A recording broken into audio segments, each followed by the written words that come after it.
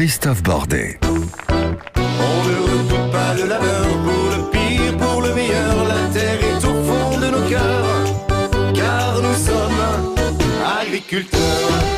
Bah oui, nous sommes tous un peu paysans, c'est clair et net, Ouais. voilà, bah oui, on a tous eu forcément des grands-parents, des arrière-grands-parents qui étaient dans la terre, qui étaient agriculteurs. C'est pour ça que les Français sont finalement, globalement, très attachés, évidemment, aux agriculteurs, même si ces derniers temps, il y a quelques agressions qui, à mon avis, n'ont pas lieu d'être, mais on va avoir l'occasion d'en débattre, bien évidemment. Les Vraies Voix sur Sud Radio, avec Philippe Binger et le docteur Jean Dorido, qui est en train de s'écharper pendant la réclame.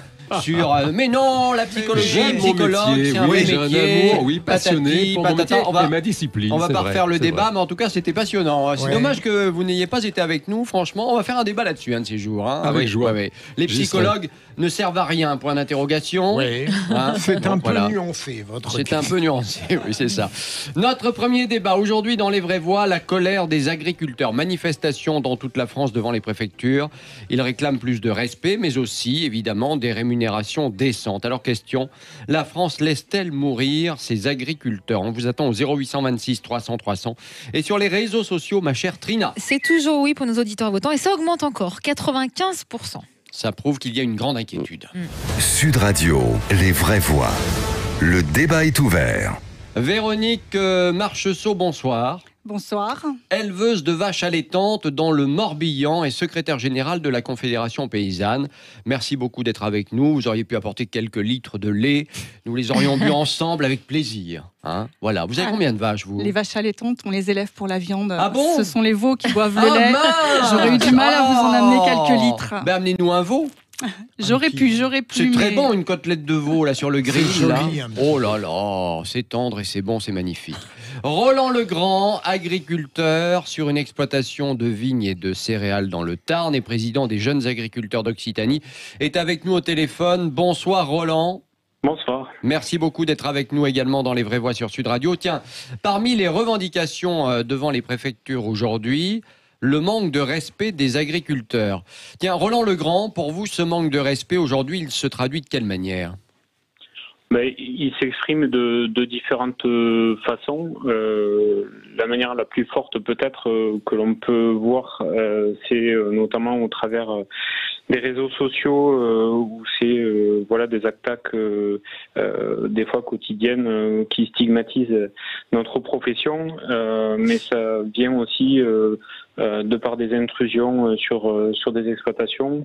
Mais aussi voilà quelquefois le gouvernement aussi qui ne nous soutient pas, qui soutient pas son agriculture, et voilà de discrimination en discrimination on a l'impression d'être mis au banc alors que on fait presque le Vous le plus beau nourrissez les métier. Français. Et voilà, on fait, c'est ce que j'allais dire, on fait presque le plus beau métier du monde de nourrir la population, quoi. Alors c'est vrai que ces derniers temps, il y a eu pas mal d'intrusions sur les exploitations, dans les champs, d'agressions verbales, parfois même physiques. En fait, ce qui est reproché aujourd'hui aux agriculteurs, quelque part, c'est de polluer.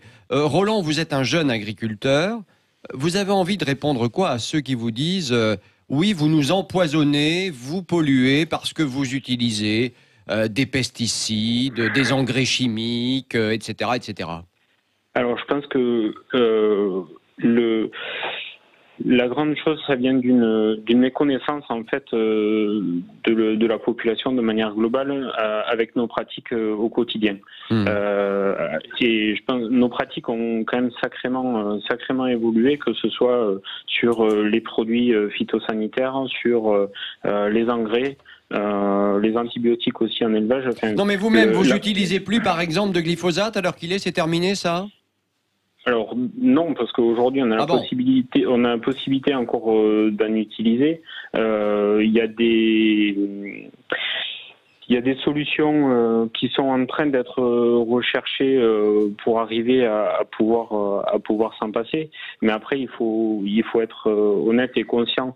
Alors, déjà aussi une clarification. Le glyphosate qui est utilisé n'est pas pulvérisé directement sur les cultures qui sont consommées, puisque c'est un herbicide qui détruit les plantes. Donc en France, du moins, on ne l'utilise pas sur les cultures, ce qui n'est pas le cas aux États-Unis ou au Canada où ils utilisent des OGM qui sont résistants au glyphosate. Donc déjà la première précision à apporter, c'est que le glyphosate en France n'est pas pulvérisé directement sur les cultures, donc pas en contact avec les produits alimentaires qui seront fournis.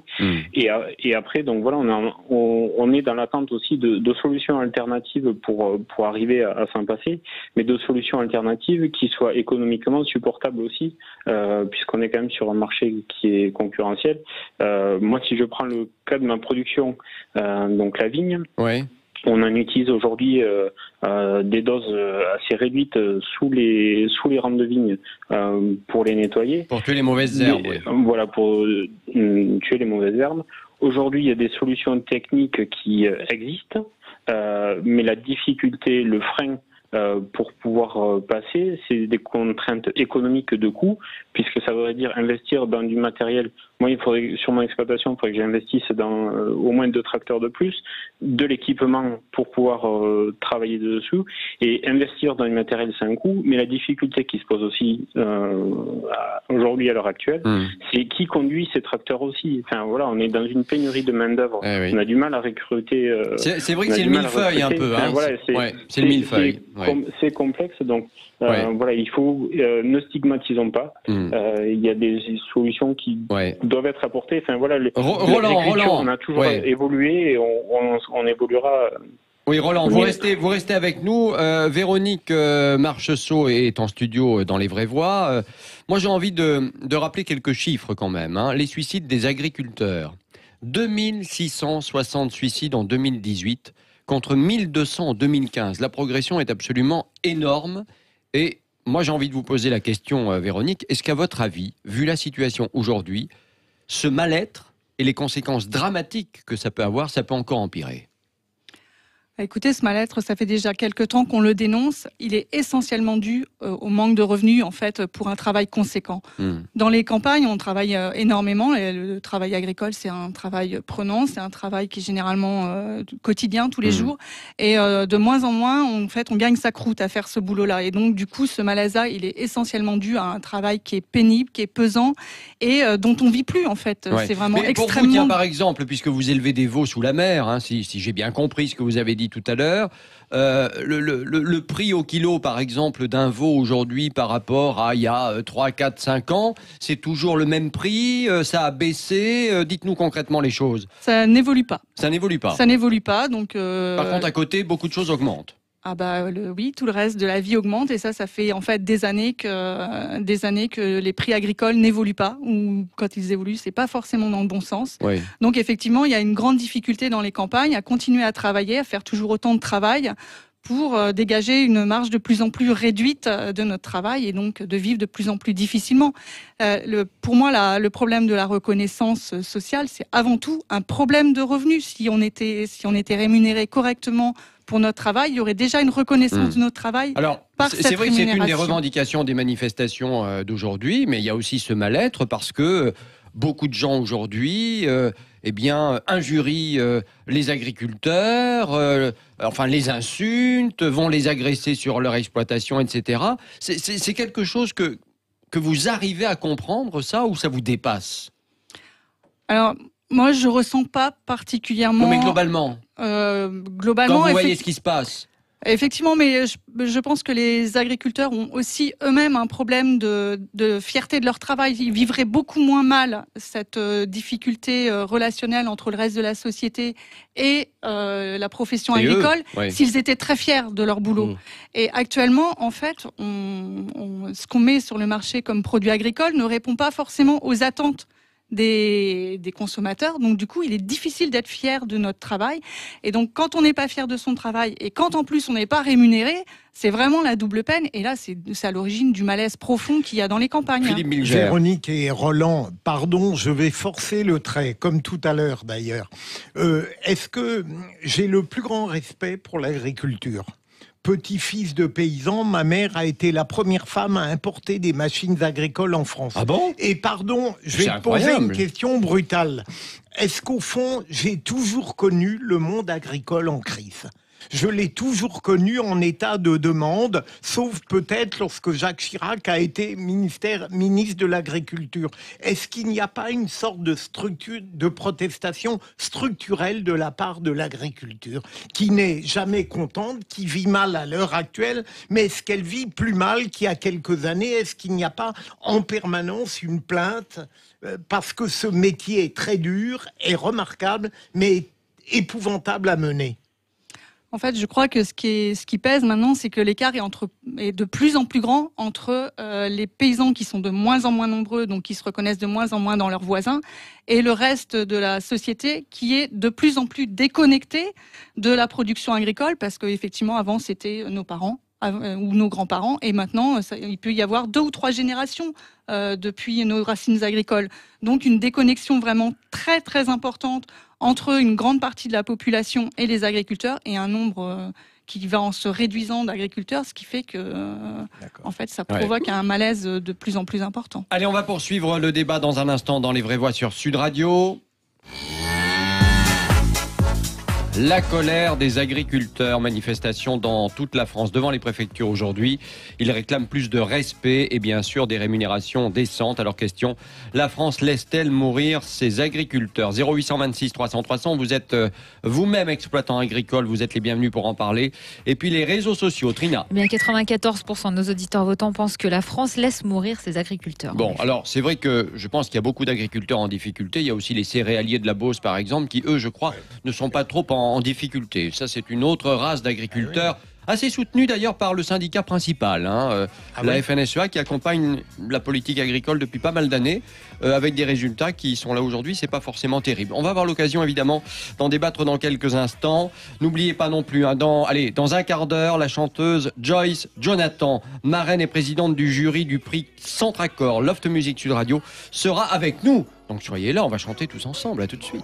Qu'elle se lève comme tous les matins, avec la même angoisse de travailler pour rien, pouvoir gagner sa vie, et il espère un jour, agriculteur, un métier reconnu de tous. Le jour à peine levé. Les Vraies Voix sur Sud Radio avec la suite de notre débat. La colère des agriculteurs, manifestation dans toute la France devant les préfectures. Ils réclament plus de respect et aussi évidemment le respect de la rémunération. Ça serait bien la moindre des choses.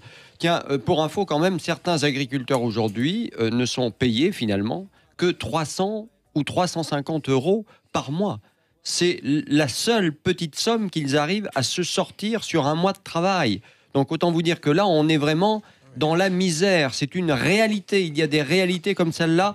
Et évidemment, il ne faut pas les éluder. La France laisse-t-elle mourir ses agriculteurs? C'est la question qu'on vous pose. 0826 300 300 et les réseaux sociaux, Trina. Eh bien, c'est toujours le oui qui l'emporte à 94%. Et on a Gabriel qui nous dit « Ils ont découpé la France, il n'en reste que les os. En cas de guerre ou de famine, on est mort. » Véronique Marcheseau, éleveuse de vaches allaitantes dans le Morbihan, secrétaire générale de la Confédération paysanne, est toujours avec nous, ainsi que Roland Legrand, agriculteur sur une exploitation de vignes et de céréales dans le Tarn et président des jeunes agriculteurs d'Occitanie au téléphone. Vous nous appelez au 0826 300 300. Il y a Benoît du Gers qui est avec nous. Salut Benoît. Oui, bonsoir. Merci de me prendre. Mais je vous en prie. Donc oui, les agriculteurs, le grand souci pour eux, c'est qu'on les a mis en concurrence directe avec toute la planète en fait, que ce soit le Bangladesh ou l'Inde, la Russie, n'importe qui peut vendre des produits n'importe où. Il fut un temps, avant l'Union européenne, on avait des protections aux frontières qui faisaient que nos agriculteurs vendaient leurs produits décemment, au moins en France, puisqu'en plus on leur demande des exigences écologiques drastiques, des contrôles de qualité qu'on a, tant mieux, on a des très très bons produits en France. Le souci, c'est que quand on voit qu'on importe de la banane bio d'Haïti qui contient une douzaine de produits interdits dans le conventionnel en France, c'est quand même inadmissible. Alors là, vous mettez le doigt, Benoît, là où ça fait mal, si je puis dire. Oui, il y a... Et de plus, moi je suis désolé, c'est quasiment exclusivement la faute à l'Union européenne. Il y a les CETA, le TAFTA, le GETA. D'ailleurs, vous avez un correspondant des JA et FNSEA, c'est à peu près pareil, ils sont très très pro-européens. Il faut qu'ils expliquent un peu à leurs adhérents pourquoi, quel est l'intérêt pour eux, sachant que les fonds qu'ils touchent, c'est bien entendu les fonds français. La France était contributrice nette Donc il n'y a pas de raison que ce soit de l'argent made in Europe. D'ailleurs, l'Europe ne produit pas d'argent, c'est l'argent des contributeurs nets, comme la France, l'Allemagne, l'Angleterre. Ah ben on va faire réagir, allez-y. Est-ce que j'ai une petite remarque juste à faire? C'était hier soir, j'ai écouté votre émission, il y avait monsieur Corato Nicolas. Oui, Nicolas Corato, oui, dans les vraies voies politiques, oui. Voilà, il a fait une allusion à un micro-parti qui était de M. Asselineau, soi-disant qui touchait des fonds de l'État, ce qui est absolument faux. L'UPR ne touche absolument aucun fonds.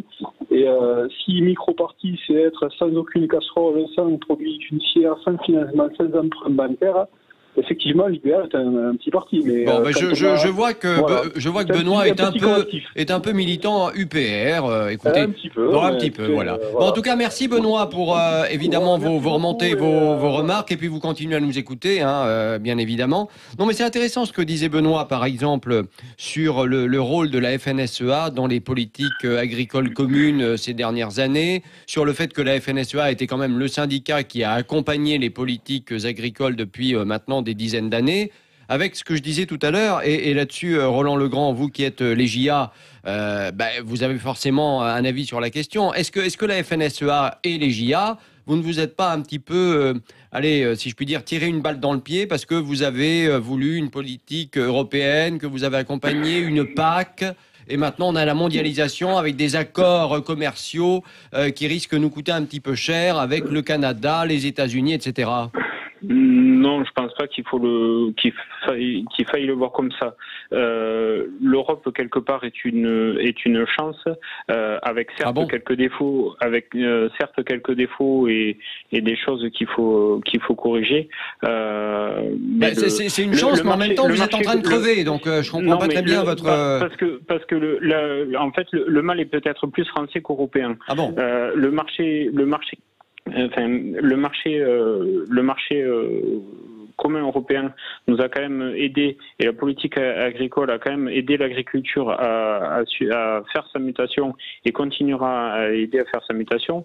Par contre, aujourd'hui, ce qui nous fait mal quand même, et à l'intérieur de l'Europe, c'est quand même de la surtransposition de normes franco-françaises qui fait que déjà on n'est pas à hauteur sur le même niveau de compétition que nos voisins européens alors qu'on est dans un marché commun.